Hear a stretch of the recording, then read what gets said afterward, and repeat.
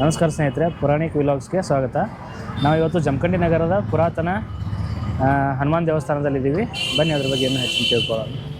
ಜಮಖಂಡಿ ಪಟ್ಟಣದ ಹೃದಯ ಭಾಗದಲ್ಲಿರುವಂಥ ಈ ಹನುಮಾನ್ ದೇವಸ್ಥಾನ ಬಹಳ ಪುರಾತನವಾದದ್ದು. ಇದು ಕಲ್ಯಾಣ ಚಾಲುಕ್ಯರ ಕಾಲದಲ್ಲಿ ನಿರ್ಮಾಣಗೊಂಡಂಥ ದೇವಸ್ಥಾನ ಎಂದು ಅದರ ವಾಸ್ತುಶಿಲ್ಪವನ್ನು ನೋಡಿ ನಾವು ಹೇಳಬಹುದು.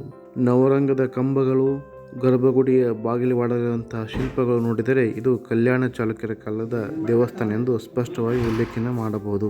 ಈ ಹನುಮಪ್ಪ ಬೇಡಿದ ವರ ಕೊಡುವ ಹನುಮಪ್ಪ, ಸಂತಾನ ಕರುಣಿಸುವ ಹನುಮಪ್ಪ ಎಂದೇ ಈ ಭಾಗದಲ್ಲಿ ಪ್ರಸಿದ್ಧಿ. ದೇವ್ರ ಗುಡಿ ಚಾಲು ಮಾಡಿ. ಹನುಮಂತೇವ್ರ ಗುಡಿ 600 ವರ್ಷದಿಂದ ಕಿಶನ್ ನಮ್ಗೆ ಯಾರು ಅಂದ್ರೆ ಅದು ಕಲ್ಯಾಣ ಹೇಳವ್ರು ಹೇಳ್ತಾರೆ. ಕಲ್ಯಾಣ ಚಾಲುಕ್ಯ ಕಾಲದಾಗಿದ್ದ ಗುಡಿ ಇದು.